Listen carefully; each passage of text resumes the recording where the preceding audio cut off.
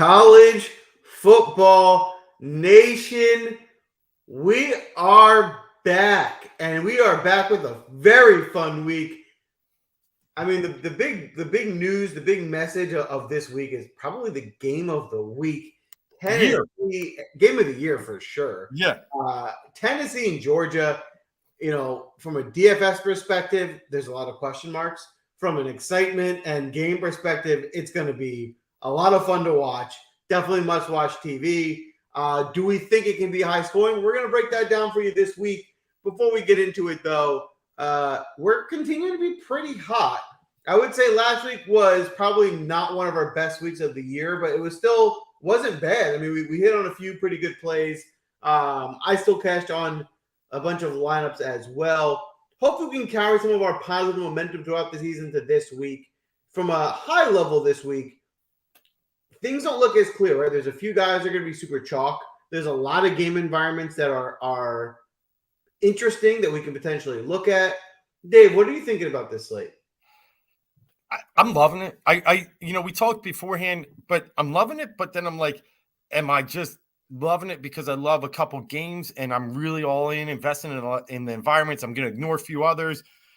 Or is it because there's just so much on the board that, I love the whole 14-game slate, and there's a lot of games to play here. I just got to get dialed in. I think we're going to get there tonight. I mean, last week, like you said, we had a couple of coin flips.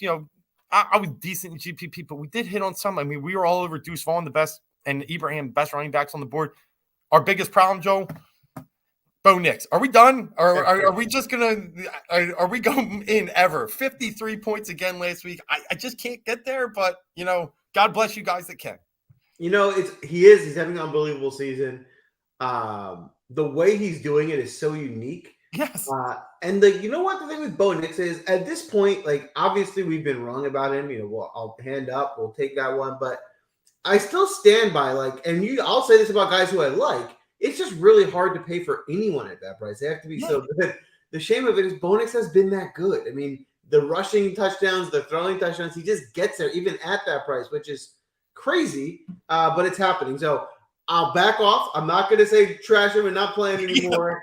We're not going to do that again. He's proven it. But how are you? At the end of the day, you still have to build a full roster. He doesn't really have many guys to pair with that make sense. So if you can find a lot of value plays and make him work, obviously he's been amazing. It's worth doing it, but it's not just putting him in and putting in a bunch of low guys that aren't going to get there aren't going to get it done either. No, and we'll talk about that game soon. The also risk this week with Bo Nix, and same with CJ Stroud, the top guys on the lineup these are 3-quarter games for a lot of these guys. They're playing some of the worst teams in their conference. So we're going to have to kind of figure out, are they even playable for a 3-quarter game? Maybe not. And we'll talk about those while we get there. And the good and the bad of these 14-game slates is, at least at some level, it should suppress ownership because there's just so many options that you can't. It's hard for the ownership to all get up to one guy. But the counter to that is there's so many options for us to choose from because there's so many games to get there. So let's dive right in. Let's get right into the slate. We'll start with the first game on the depth chart. I'm going to share my screen as I always do. And we'll look at this Kentucky-Missouri game. I don't even think we need to click on the depth chart here. These are two better defensive teams. This shouldn't be the best game environment for fantasy. Maybe if you want to play one of the running backs on either team, I can maybe get okay with it. But for the most part, I'm not looking to target much out of this game. I 100% agree. Let me Jimmy, we're going to get there. We talk shaping pre-show, so we got some stuff on it for sure, so hang in. I'm all look, Will Levis has absolutely tarnished his NFL value in these past few weeks, and last week was probably the worst Will Levis we've seen. I can't get there. I know Mizzou's not great defensively. Would like some Rodriguez. I mean, even if he's going to play, but in the end, I don't think I touch anything in this game. No, Mizzou's not terrible. They're okay. They should be a slower paced, not a lot of explosive plays. I'm with you on that. Let's move on to Florida, Texas A&M. Now, this game I find to be interesting. It's one of my favorite ones to target on the slate because of how the Texas A&M players have been priced. There's not a ton of value. And this Florida defense is pretty bad. And you can find your value on this Texas A&M side. So if I pull up the depth chart, I want to start with Connor Weigman, who got the start last week. He threw 44 passes. He looked great doing it. And at 5,400, you're probably not going to find a better value on the slate at the quarterback position. What do you think, Dave? No, that's 100%. On this slate, when you have, I think I counted 12 starters above the 6K range, this guy really falls in. If you're going to want to pay up, because we're going to start 2 quarterbacks. We're always doing the super flex. If you're going to want to pay up for one of the bigger guys, it just makes sense to go Weigman. It just does. So I'm with you. 5,400 is great. And against Florida. And then you also have Ashane. Listen, Ashane at 5,500 was mispriced. And now we have this issue of he might be the highest owned player, not of the slate, of the year. I mean, we're looking at like 85% ownership. And that's what some of my projections. So I think that's a bit high. I don't think he'll get that high. But the point is he's going to have insane ownership. So when you're looking at these GPPs, one, I think he's the best price per dollar option. So like you don't want to fade him, but his ownership is going to be so high. Like it makes sense to kind of go Weigman and kind of be different. But then you could even play Weigman and Ashane because of the money you can save doing so. So it should be a really good game environment. And then I love the 2 top receivers, not Lane, but Stewart and Muhammad. Muhammad got a ton of looks from Weigman last week. I assume they have a good rapport. And Evan Stewart's been their number 1 guy. So I will look at playing Weigman with Stewart, Muhammad, and I may even have some lines where I go with one of the receivers and Ashane as well. Yeah, I think you're on there. I think Ashane, it's going to be close to 50. I mean, you laugh and you say 85, maybe, but I mean, listen, Florida, out of the 131 D1 teams, they're 116th in rush defense. And to get 5,500 on a bell cow too, right? It's a smash play, and we've talked about it before. Sometimes you want to fade smash plays. I don't think in this sense you do. I think you want, with that price, I think you got to ride the bandwagon. So I'm with you on Shane. I would also be curious what you thought about Wright. I know Wright has only played the last 2 games, 3 catches, double digits, roughly 9 points a game. Maybe not enough in the volume area, but at 3K coming back off, he has some talent. Would you get interest in the tight end? Which tight end? Right on A&M. Oh, interesting. He only played the last 2 games. He was out the first, 5 or 6 this year. Here's the thing with Wright. I probably would prefer him small tournament, maybe cash game. He can catch a touchdown, maybe get 5 catch, something like that. Hard to imagine him having a smash game where he's in like a GPP winner and being that many points. But I think in a small tournament, he can get enough to pay up his value. That's a good point. Small tournament might be the best play for him. Yep. Yeah. What I'll add to this lastly is if you want to play any of these Texas A&M guys, if you want to run back Anthony Richardson, I don't love Anthony Richardson as a whole, but to get him under 6K, if you're going to bet on this game environment with his rushing upside, he does have the ability to kind of get you there on the ground. So in a game environment play, and if I'm stacking this game, I might play a little Anthony Richardson, but I probably won't be playing him solo. Yep, I agree. I'm probably off most on that side. I think this game environment could land in the 40s. I don't want to play both sides on this one. Yeah, I'm definitely with you there. Okay, let's move over to the TCU Texas Tech game.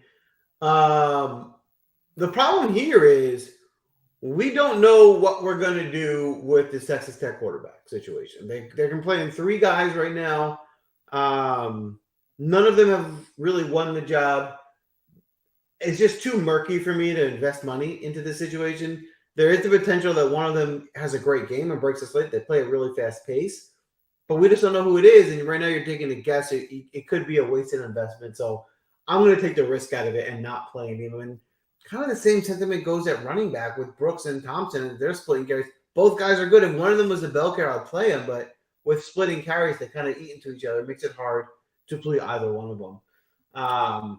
You know what? It's the whole Texas Tech team. I mean, they also have 4 receivers to get the ball. So, again, there's no kind of volume share that's kind of targeted to one guy. If I were to play any of them, I guess the target for me would probably be White, since he has been the best most recently, but Miles Price is probably the number one guy, so it really is a mixed bag here. What do you think, Dave? Yeah, I agree. I'm just going to jump on Yvonne's comment. Yes, Johnson could be, but my problem is ETN and him both got 11 carries last week. Who is it? Like, and I'm not ready to pay up. I think he's in the 5,600 range.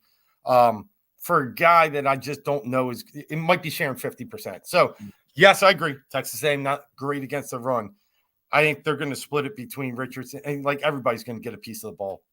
But you're right. It's one of those GPP plays could break out.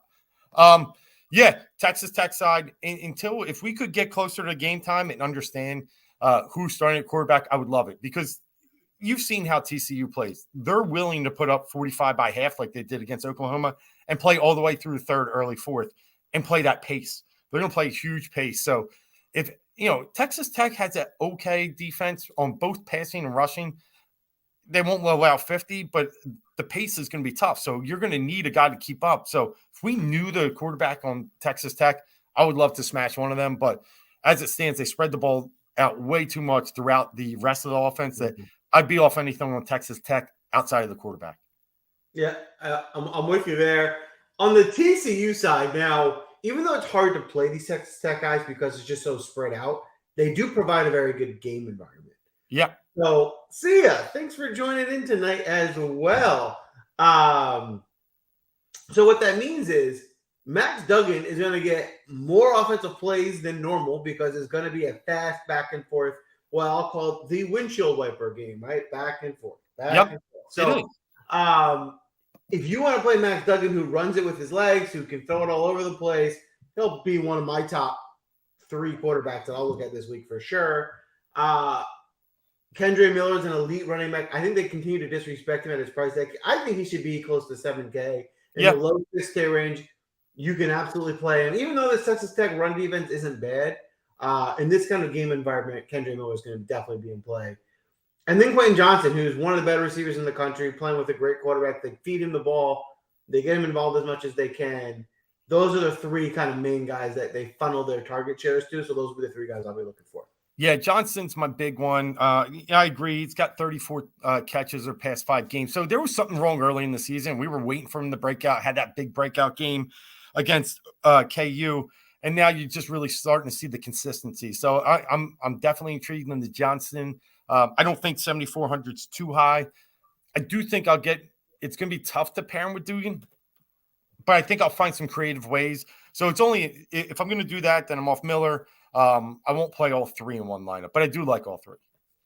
Yeah, I agree. It is tough to pair with Dugan, but they correlate so much. They do. If Johnson hits, there's a good chance Dugan, either way. So if I'm going to play them, I'm going to try and get them both involved because I feel like one success is dependent on the others. Yeah, and I only mean that by salary, right? So we're going to have to spend 16 to get there. Yeah. I think it's okay. I think it's okay to spend 16. We're just going to have to find those other values. Yeah, you're going to have to get creative for sure. All right, let's move over to this. We'll look at the UNC Virginia game. Another one. This is going to be a really great game environment to target. There's a big question mark on the Virginia side of who are they, right? Like last year, they were one of the most explosive teams in the country. They are not that this year. Their offense has been super disappointing. Their defense has been above average. They're pretty good at stopping the pass. But, and there is a big but, nobody has shown an ability to slow down Drake May. Drake May is elite. He is one of the best quarterbacks in the country. He has a defense that can't stop a nosebleed, which enables his offense just to keep going and going and going all game.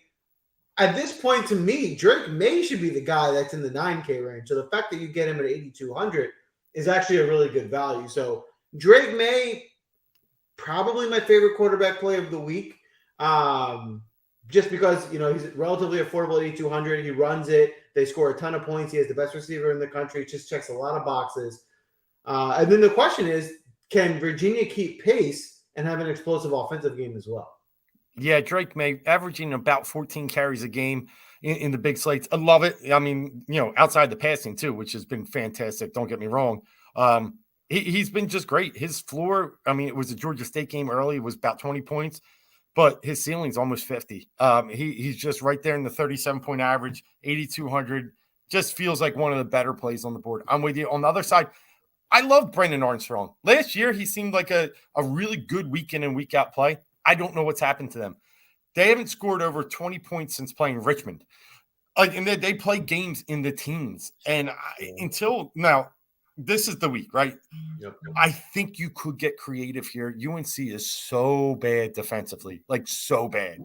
Notre Dame, ran through them. So did App State.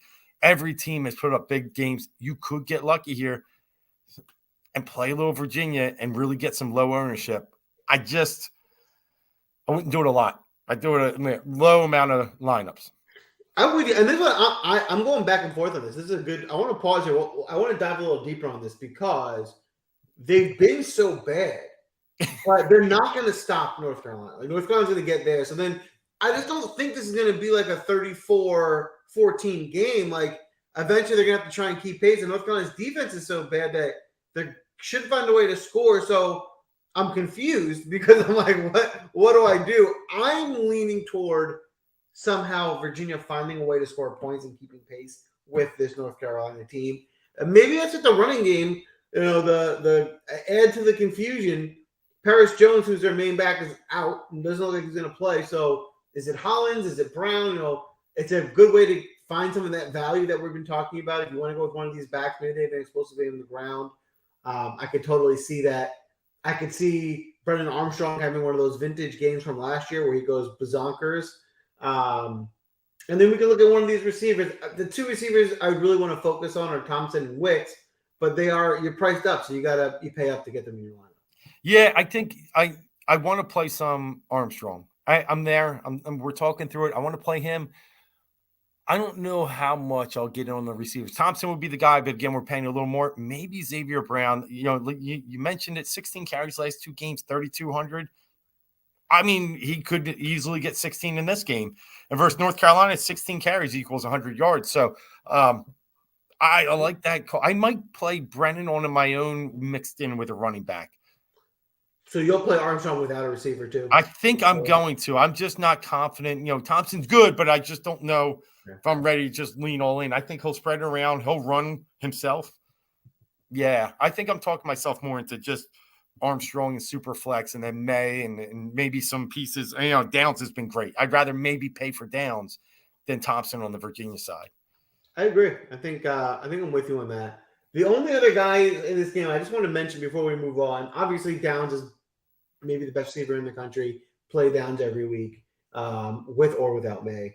But also Antoine Green's coming on. Antoine Green's coming off a pretty big day. 6,000, he's not cheap. He's not cheap at all. It's hard to afford May, Green, and Downs. But Green is the one I would consider in some lineups this week as well. I like it. I do. I think he's been good. Very solid. All right. All right, let's look at this Minnesota-Nebraska game. This Minnesota defense is decent. The Nebraska offense is not great. I'm probably not very interested in anyone on the Nebraska side. I will have some shares of Minnesota, though. I think Ibrahim at 7,300. I remember weeks 1, 2, and 3. Ibrahim was like 9,600. It was. I know. I don't get it. I'm looking 96, 94, 95. So to get him now $2,000 cheaper, he still gets 20 to 30 carries a game. He's going to go over 100. This seems like a really good spot for Ibrahim. And I agree with Yvonne on this. I mean, he's coming off a 36 carry game and a 30 carry game. So this could just be one of those all-time. We've been able to expose this Nebraska defense and use some guys in key spots. Ibrahim's the guy, 7,300, just way underpriced. It's like a Shane, again, by 1,000 or 2. Yeah, agreed. Now he's 100% underpriced, but he's still not like cheap. So if you want to play one of these quarterbacks and Downs and some of the other guys, you can't fit everybody, but he's definitely someone I want to have some exposure to this week. He might be the only one in this game I want. Might be. I agree. He's the only guy that I'm prioritizing. If you want to sprinkle in maybe a share of Span Ford because he's really cheap and he maybe catches us against a bad defense, I'm okay with it. But there's no one else here to prioritize other than Ibrahim. Yep. All right. Let's look at this Ohio State Northwestern game. Northwestern's easy. Just don't touch them. That's no one, not even close. That shouldn't be considered not involved. So now it goes to Ohio State. Now, Ohio State can do whatever they want in this game. If they're going to blow them out, it's going to be over quick. How much do they starters even play? I can't imagine. I mean, at most they'll play 3 quarters. They're not going to get 4. But that means they're going to score a ton of points. So who do you want to target, right?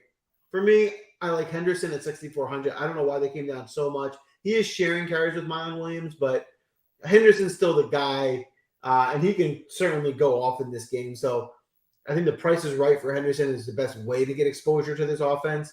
But certainly Stroud could go off for 400 yards and 4 TDs to Harrison Jr. and Njoku too. So the only issue with Stroud is once you put in Harrison and Njoku with Stroud, you really got to find value elsewhere at work. So, just from a narrative standpoint, it makes it a little easier to get exposure to the running game because it's more affordable, and then make your lineups work elsewhere. Yeah, I agree. I think you can still get a lot of points in this game from Ohio State. And I think you can trust them because it's almost guaranteed points. The price difference between Harrison and Ibuka is not much anymore. Thing with Ibuka, last week he had like 5 catches for like 10 or 11 yards and then broke one for like 42. He's kind of that speedster guy where Harrison's more that possession guy. I find in this game, and Harrison's fast, don't get me wrong, he's no slouch, obviously. But I think this might be a game I like Ibuka a little bit more. I think they might try and stretch the field a little bit against a very much slower team. Where last week they had to play in front of Penn State. They were definitely, shielding them. So that's where my take is. I could play both. I'll probably get a little more Ibuka this week, though. Interesting. I like that take. All right, let's keep this train moving. We're head over to the Tulsa-Tulane game. Not common game on the main time teams that are typically on the main slate. Not a lot I'm going to look for here. This Tulane team is actually a pretty good football team. I do think their quarterback Pratt's in play because he's had a few 30-point games at 6,300. And I do like their running back Tajay Spears as well because they feed him the ball. He's their best playmaker. And this Tulsa defense, the way you beat them is on the ground. They're pretty poor against the runs. So he'll get fed. I think he's in a good spot. Other than that, there's probably no one else in this game I'm looking at. I'm with you. Yeah, this one's – I'm just not – no, there's not much here. I'm with you. Yeah. All right, let's move over to this Baylor-Oklahoma game. This is what we had some questions in the chat about. I think Jimmy asked about shaping in Oklahoma. Dave, we'll start with you. What are you thinking for this game? I love it. Back in, I want to say, last year, we kind of faded a lot of Baylor games. Just, very tough, great defensive front. And this year we started to see early on, they're not the same. And they do play in a different type of environment. BYU lit them up. Okay, State. And I think we can get to a point here where I'm comfortable playing this whole game environment. Oklahoma has come back and started to play a lot better. Their win last week at Iowa State was a good win for them. So Shapen, well, he hasn't been great, right, of late. He's still a guy that he burnt them last year. He came in for Jerry Bohannon, I want to say about first quarter after Bohannon tweaked his knee and was just unstoppable. Had like 20 completions in a row and then played in the Big 12 championship. Played great. So I still have a lot of faith in Shapen. And at 6,100 versus this terrible defense, I like him. And then I also really do like the run game here. I think they've just gotten better and better. They just find guys. And this year, finding, Reese. Reese has been parts of some of my bigger lineups this year. So I like Shapen and Reese. Reese past 2 weeks, 39 points average. And they gave him 30 carries. I mean, they are establishing the run with him.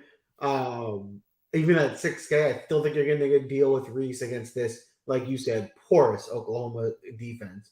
Now, I do think it's a good game environment.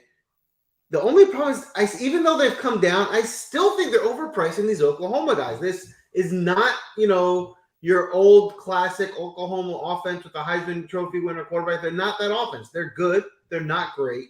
And they've got, great pricing. And so I like these guys. I think they'll score points. It's hard for me to find the price per dollar. It's been that way all year with them, hasn't it? Like, I mean, you want to get into Gray, you want to get into Mims, and they're just not – they're not having those big games, especially in GPP. Could I play them more in cash and feel safe? Sure. I mean, they probably are going to be somewhere in the high teens, 20s, but yeah, I'm not overwhelmed at playing a lot of Oklahoma players right now. The offense has just been, I think they've turned it back a little bit to just become a little more simpler in ball control so that defense isn't exposed as much. Yeah, you're right. All right. So let's take a look at the game of the week. All right. We got the Tennessee-Georgia game. I was going back. I was telling you before the show, Dave, I was going back and forth in this game all week. Miles, I know Miles is a longtime Tennessee fan. Every week, Miles comes in recommending Tennessee plays. I'm actually happy for you, Miles, because you deserve this. You are dedicated to Tennessee this season. You're cashing in. And I'll rewind. Basically, what I was saying about this game was all week I was kind of thinking, in 14-game slate, you got to find spots to fade, or you can't play every game. And this Georgia defense is really strong. I thought maybe it would be a slow pace. But then I've changed my mind a little bit, right? Herndon Hooker might be matchup proof. I mean, this guy is electric. And this Georgia defense has 2 top 20 draft picks that aren't going to play. So they're not going to get their full defense out there. And we've seen in a big-time game, we've seen Stinson Bennett in this Georgia offense get explosive and be able to play. I'm starting to think this game might turn into a shootout and be a good environment for DFS. What about you, Dave? Yeah, I agree with you. I'm going to play a decent amount of this game, and I'm going to play variety in it. I'm going to try and mix some things in from the Tennessee side. I'm probably going to try and get in on that passing game. So excited that Tillman, is underpriced. Like that guy, when he was playing, was the best receiver on Tennessee. Now, obviously, Hyatt's come out of nowhere, good, and that's great for them. I think we're going to get some low value on Tillman. I mean, he came back last week, but was off, like 6-7 weeks in a row? So I'm excited for the Hooker-Tillman combo. I'll get in a little bit on Hyatt, but that's really where I want to get it. On the Georgia side, look, Bennett had like a couple of those magical games early, and I'm like, oh, cool, but he's really been a letdown late. And now this value, he's the third highest priced quarterback on the slate. I'm not there. I mean, we saw what Tennessee did to leave us last week. The only guy I'm really excited about, I do think they will try and feed Bowers. I think they know they got to get the ball to the best player. 6,700 is a decent amount for Bowers, but we got to remember how good he is, and I think this might be the week they really try and use him. My only other question here is, do you have any concern that injury for Tillman is still lingering? Obviously, there is some, but I mean, this is number 1 versus number 2, one of the biggest games, and I think, Tennessee knows they got a clear path. You win this game, I think they could even get in with a loss in an SEC championship because you have Georgia, Alabama wins on your resume. I think they could fall and still get in. So I think they're going to play as one of the biggest games. And while I have concerns at 6,100, I'm okay with it. If he was 8,000, I might play less. I'm with you. I agree. And let's not forget, when they played last year, he tore them apart, right? Didn't he have a first game? So he does like this matchup. Okay, let's move over to this Oregon-Colorado game. Our boy Bo Nix is, he's put up. It's time for me to shut up. Yep. I'm just not going to say anything at this point. I'm just going to leave it alone. I don't know what to say. Listen, I got to play him for fun on one of my lineups. Especially if I'm maxing the card. I don't love the price, and I don't love the fact that Colorado is one of the worst teams in all of college football. So it could be a 3-quarter game, but in 3 quarters, he's probably mid-30s again. Maybe not 50 like last week. And then if I do that, I might play a little Franklin. I might. 6,800 is not an awful price for a very good receiver. Other thing I'll say, another spot for me maybe to get different here. I don't mind the running backs on the Oregon team either. I could see Bucky Irving, breaking off a big game at under 6K, or even Whittington, who's pretty involved. He could break off a run or two and score a touchdown and pay off that $4,200. Yep, I like it. No one to even discuss on Colorado. It's just yeah. All right, well, look at this Kansas-Oklahoma State game. Hard to get too in-depth on this game right now because there's so many question marks at quarterback. My best guess is that Jalen Daniels plays. Mm-hmm. If he does play, he's very interesting against a really poor Oklahoma State secondary. So if Jalen Daniels plays, I like him a lot. Mm-hmm. You can maybe play him with one of the cheaper passing options. I wouldn't play Grimm, But maybe I'd give him Skinner, or probably my favorite option maybe Fairchild at tight end at 3,700. But you don't have to play him with anyone. You can just play him solo. Yeah, I agree with you. And I'm completely off Oklahoma State anymore. This injury to Sanders and them keep rolling him out there has really affected the whole team. His shoulder is hurting. I mean, you can see it. And, the fact that they just haven't had their whole full allotment of receivers this year. But Sanders, 4 points last week on 13 of 26. It's just, that game obviously got away from him. It was 48-0. I get it. Kansas probably won't roll up 48-0 here, but it's just 8,100 is way too much for me. And then after that, I'm just not on anybody from OK State, even though they could blow up. Yeah, the shame of it is if Sanders was healthy, this is a boom for him. Yeah. But again, you're right. It's just such a big question mark right now. You don't know what you're going to get from him. But I will say, with Richardson looking like he's out, maybe you can play a little Nixon. DeAndre Jackson seems to be involved at 3,400 at the value back. That's a spot where, it's a GPP play. It's a little risky because you don't know what kind of volume we'll have. But these two guys, are pretty good salary savers if you have to look there. Yeah, I agree. And Kansas, again, not very good against the run. So we've seen some teams really take advantage. And Nixon could be a nice matchup. Kansas allowing 162 yards on the ground. So, yeah, you can actually get to them. Actually, there's one other receiver. Green?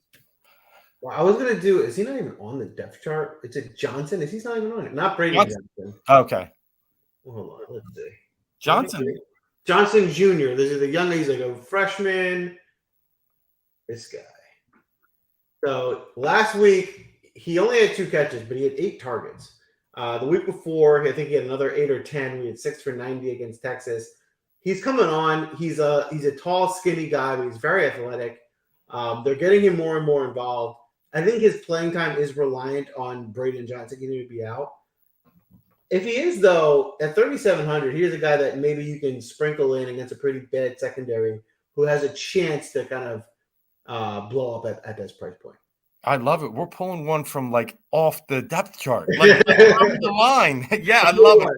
Good play. Mark this clip up. When this guy has a big game, I pull up there. We're gonna have to put this back on Twitter for sure. All right, let's move over to the Syracuse-Pittsburgh game.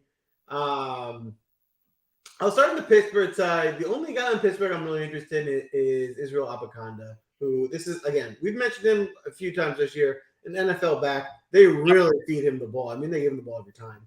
He is the most expensive back on the slate, but deservedly so, probably. You can definitely play him.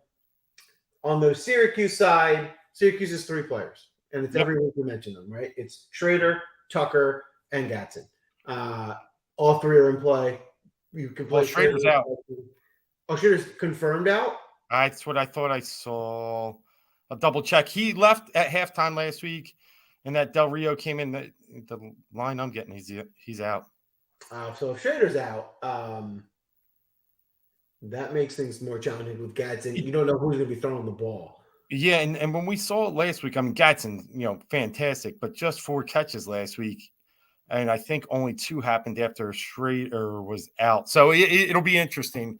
But Gatson and Tucker are absolutely in play. And then let's see. If Schrader's back, this is a really nice environment. Yeah. Yeah. We need to know more about Schrader to know how viable the Syracuse offense is. So yeah, stay tuned on that. Okay. We do have 2 more games. So we'll look at the Penn State Indiana game. Indiana's defense stinks. Yep. So Penn State is very much so in play. Clifford is a little overpriced for what he does. If Clifford was 6K, I'd like him here. I'd probably target him at 7K. I just think there's better options at quarterback.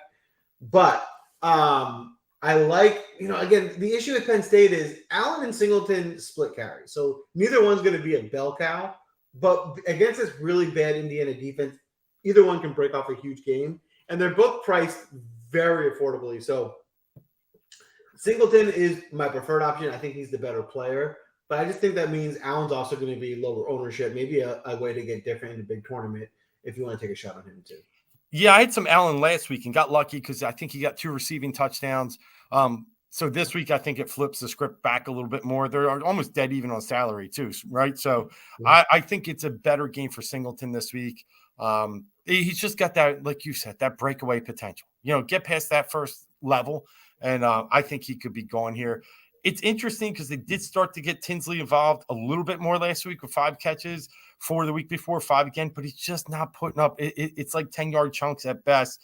The guy they're getting going a little bit more is Washington, 11 for 179 last week. The week before, 7 for 70. He's probably my favorite play outside the running backs.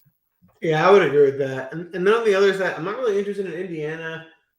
Camper seems to be out. Camper was playing. I'd like him here, but with him out, I just don't think there's a spot to target. Shivers maybe with the under 6K range is pretty nice. And we saw, I can't get it out of my mind how easy Michigan ran through Penn State. So I might be able to get involved in a little bit of Shivers. Under 6K is not bad. Their rushing stats are very inflated, Penn State, but that one game against Michigan, they let 400 yards on the ground. Yeah.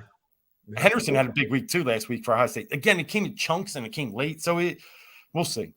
Yeah, I think it's fair. All right, the last game on the slate at 3:30 is this UCF Memphis game. Another one where there's, Plumlee's questionable at 8,300. I'm probably not going to be going there even if he plays. I don't really love the running game. One guy I might look at is RJ Harvey, who has been coming on as of late at under 5K. He's affordable. He's a GPP dart throw, though. He's not someone who has enough guaranteed volume to feel confident about. And I just think these receivers are priced up. I think if they were priced in the 5K range, I'd consider them. But in the 6K range, I just think that there's not enough. They're not a strong enough passing game to be going there on this side of the ball. Yep. You can consider the one guy here I'm most interested in potentially in to be Hennigan, who's a really good talent. He's the best player on this Memphis team. At 6,400, he's affordable. The guy probably to pair him with is Preeksoren, but Preeksoren's not cheap at 5,900 at tight end. No, he's good. I know, and he's averaging about 4 catches a game. And so his targets are somewhere in the 6 range. He's getting some good looks and putting up some decent games, but at 5,900, it's just way up there. If you show that 49, I really like him. Agreed. But if you're going to take Hennigan, I do think you have to pair. Memphis is that classic. They do like to throw the ball team. So you got to find one of these guys if you're going to take Hennigan. I do think you want to try and stack receiver quarterback on that side. The last guy I'll mention, if you want to go for a Hail Mary, is Joe Skates, who's minimum price. He's involved. He gets a catch or two every game. He's a big play guy, though. So he can catch you like a 60-yard bomb for a touchdown, which easily pays off the min price. So you're praying for a big play, but he gets a bunch of them. So if you want to go, nose diving for a minimum player, he's maybe one guy I would consider. I like it.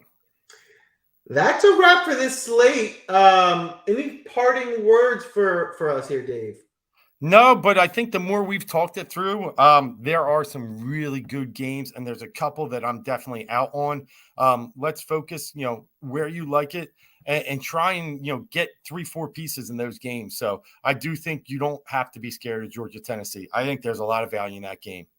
Yeah, and if you want to reminisce of, what was it, 2 or 3 weeks ago on Tennessee, Alabama, when you didn't have that game, you were out. I mean, I'm not saying it's going to happen again, but I think Tennessee's proven they might be matchup proof. So we'll see tomorrow. Good luck, everyone. Feel free to give us a follow on Twitter. It goes a long, long way. You can find Dave at D Gluck. I'm at Draftmaster Flex. Let us know how you do this week. We love to see the green screens, and come back next week. We'll do it again. Good luck.